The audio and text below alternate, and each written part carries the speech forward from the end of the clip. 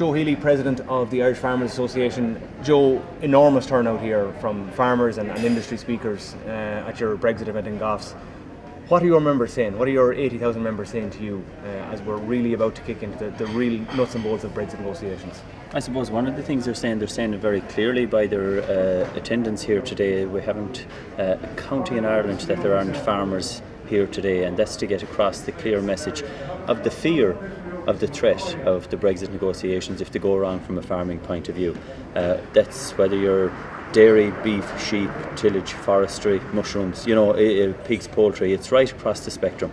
And the messages that we want to get across as an organisation to the Commissioner Hogan, to the EU's Chief Negotiator Michel Barnier, to politicians here and right across Europe, is that we want the least possible disruption to trade between the EU and the UK, but also maintaining the value of the UK market and not to have it undermined in any way by cheaper imports that are produced more cheaply and to lower standards than what we're producing in Ireland and in Europe. But and as well as that, to have a properly funded CAP post-Brexit. You've had conversations with Michel Barnier, the man who's going to lead the EU and lead essentially Irish farmers through the talks of trade negotiations. What did he say to you? How keen, how interested, how knowledgeable was he on the threats that Brexit could result for Irish farmers? Well, I suppose the first thing we saw when we went into his office to have the meeting with him was our Brexit policy document, and that was a good start. But now it was one thing to have it there on the table. As soon as I mentioned beef, first of all he complimented us on that policy document. When I mentioned beef, he opened it at the page where beef is mentioned. I saw it highlighted, a biro mark around it and underneath it. And then I mentioned mushrooms and he went to the page that was on. So that proved to me, as well as from listening to him, that he had an interest in the agricultural side of it from a Brexit negotiations point of view. He has a lot of experience at European level, but he also has the experience of being a former Minister for Agriculture in France. So it's good to have someone that understands agriculture, even if it's in a different country, but it's still important. A lot of the issues are similar.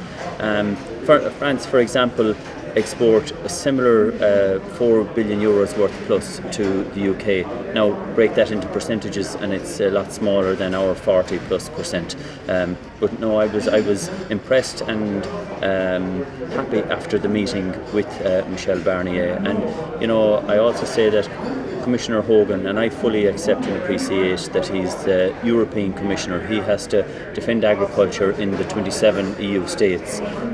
But it's very easy explain to him because he knows them already, the issues that Irish farmers and the agri-food sector feel so strongly about. As he said himself, from a rural constituency, he didn't survive for 25 years in politics without understanding the issues that affect farmers. And not only farmers, but the processing industry as well, whether it's the beef, the dairy, the crossing the border, the all-island status. We have 400,000 pigs and sheep that literally meet each other on the border, travelling up and down from Northern Ireland to the Republic. We also have milk, I think, is it in Bailey's cream, that milk travels back and forth across the border 5 different times before it goes on the shelf. So it's a hugely integrated system.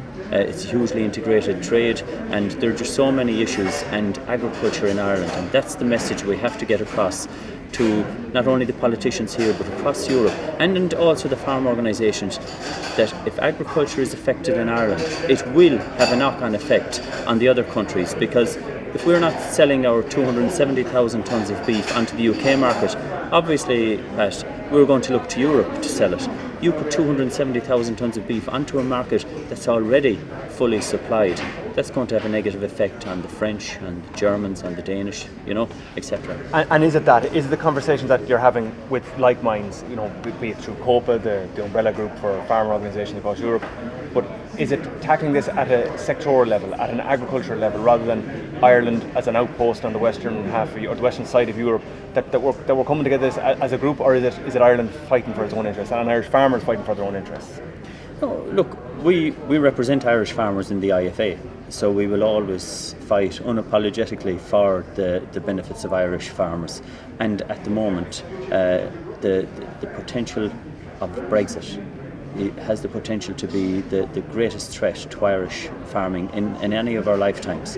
We have to defend Irish farming. We have to ensure that the 100,000 plus Irish farmers that, in many cases are struggling as it is, a bad outcome to Brexit would finish a lot of those farmers. So we have to ensure that the Taoiseach, the Minister, politicians here and in Brussels keep agriculture to the top of the Brexit negotiations.